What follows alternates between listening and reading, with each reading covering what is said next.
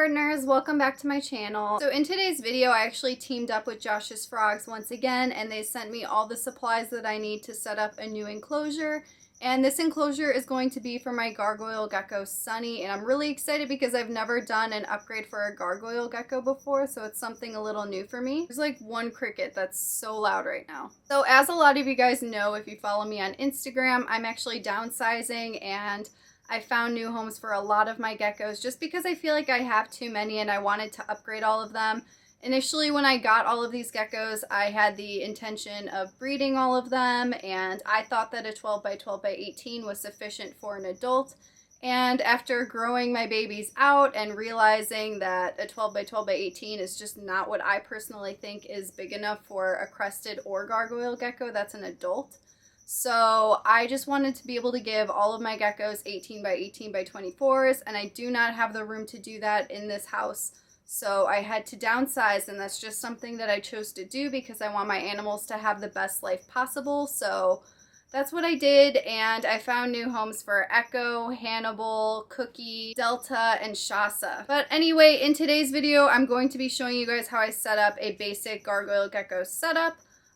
Again, everything that I got is from Josh's Frogs. You guys have to check out their shop. They have everything that you need if you want to set up a new enclosure. They have the tanks there. They also have the best feeders ever. I swear, like, you guys know I love Josh's Frogs. I go on and on and on, and I tell you guys every single time. I just can't recommend them enough. So go check out their website, see if there's anything that you'd like. And anything that you buy, you can use my discount code Reptilian Garden at the checkout and save yourself 15% off of your order. So with all that said, I'm going to go ahead and show you guys what I got from Josh's Frogs, and I'm going to start this build. Chacho, stop eating that.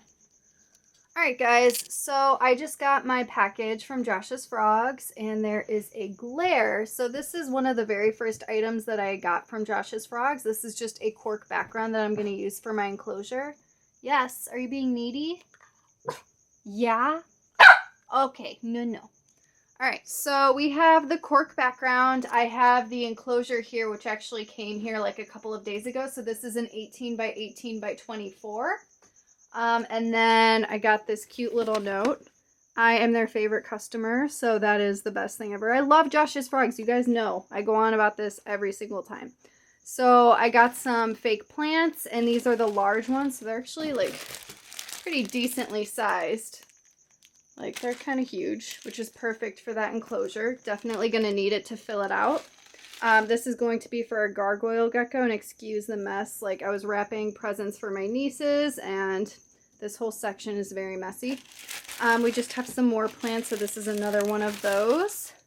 And then I have two of these moss vines. And I've actually never used this kind before. I really like that it's green, so it's like a different look. I usually just get the brown ones, so I'm really excited to try these ones out. I have two of these, and both of these, again, are the large size. And then just one more plant. This one is a little bit different, but I love me some fake plants. It's going to fill out the enclosure really well. I also have like all of these plants over here that I might use, along with random snake skin that I just have laying around in my reptile room because that's how I roll. So I just have to get to setting all of this up. I don't really have an exact plan yet. I'm kind of just going to wing it and see what happens. So I just moved the enclosure to the dining room. Excuse all of this mess. My boyfriend likes to make filters for cameras, and that is his workstation, and I need to use some of the tables, so sharing is caring. He's going to be so mad at me, but whatever. Also, the turtle tank is very loud, so I apologize. So as you can see, this enclosure comes with a fake background. And initially, I was thinking of replacing that background with the cork bark. But after thinking about it some more, I've decided to try something completely new. And I'm going to keep the background that's in there. And I'm going to break up this cork bark into smaller pieces. I'm going to try to keep them longer pieces because I'm going to use the extra foam that Josh's Frogs also gave me. This stuff is safe for reptiles, so it's not going to be dangerous. This is what I use for all of my bioactive setups and everything that I use. So I'm going to use this stuff, and I'm going to pray that it holds the shards of the cork bark in place. So that way Sunny can have little areas to stand on just on the side. So this is something I've never tried before. Hopefully it'll work. If not, oh well, I'm trying it out. So let's get to it. So I have everything tipped on the side right now. So this is what it's actually going to look like. So basically I just made a little ledge that she can climb onto, and then this one goes across it. And I'm going to be getting rid of a lot of this foam. I had to add a lot of it just to make sure everything is secure. And I can carve that away tomorrow once everything dries. I just want these to actually stay in place. But this is actually going to be a little hide under here. And then she can just go up there and hang out, climb up on there too. It just adds more enrichment to the enclosure, different feels, different hides, different things to do. And there's still going to be a ton of space to fill in, so I just wanted to put something on that side, and this is something new that I'm trying, so hopefully it'll go well. It is now day 2, and my cork bark has stayed in place, so it's looking really good. We have a slant over here, so this is going to be a ledge that Sunny can climb on top of, and then there's a little hide in there. Right now, everything is completely covered in Eco Earth because, well, not Eco Earth, it's just a random cocoa husk that I'm using. But I basically put some silicone down because after cutting all of the foam away, there was a ton of extra foam I wanted to get rid of. I decided it was white and I didn't really like how it looked, so I wanted to make this all look way more naturalistic by adding the cocoa husk.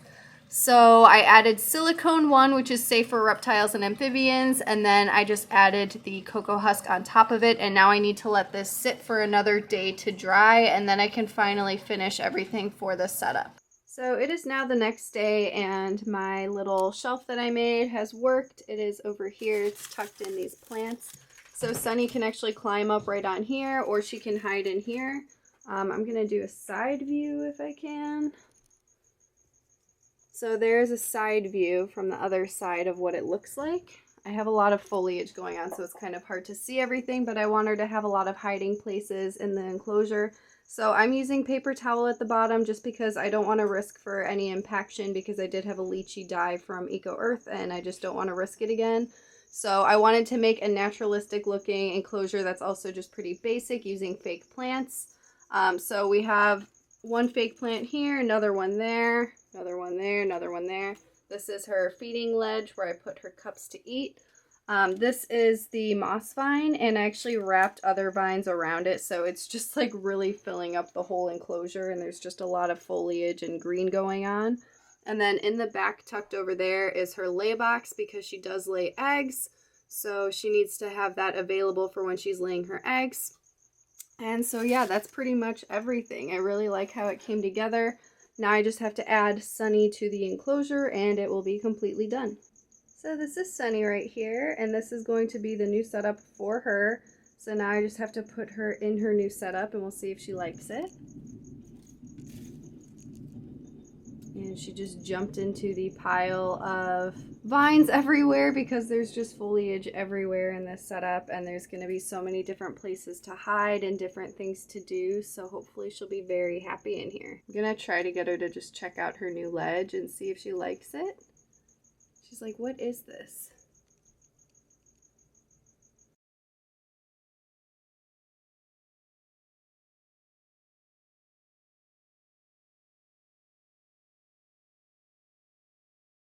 So yeah, I really like how it all came together. Thank you again so much, Josh's Frogs. My gecko is going to be so happy in this enclosure. And I think it turned out really great. So this is a really easy way to make a basic setup for a gargoyle gecko.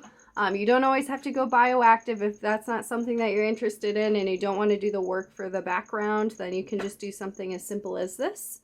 So yeah, really happy with how this setup turned out. And that's the setup. So I hope that you guys enjoyed watching it. I hope maybe you learned something new. This was something new that I tried entirely. So I feel like every single time I do one of these videos, it's actually something I've never tried before. So you're seeing one of my new ideas come to life and experiencing it with me, and it's just so much fun. Because as you know, I will put the link in my description, but I did enclosures for Metamora, my green tree python, which is actually right behind me. This enclosure is fully bioactive with a naturalistic background, and then Oakley in this enclosure over here was actually just a naturalistic background with paper towel. As a lot of you guys know, I just like to use the paper towel for cresties and gargoyle geckos just to not have any impaction issues, because I did have that issue with the lychee in the past, and it's not something I'm willing to risk again.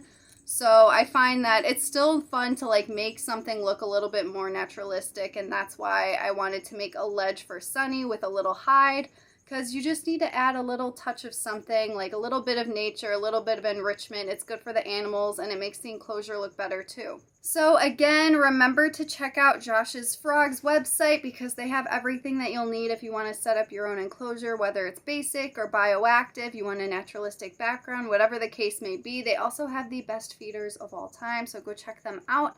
And again, anything that you purchase at their store, you can save 15% by using my discount code Reptilian Garden at the checkout. So again, thank you guys so much for watching, and I will see you guys in the next video.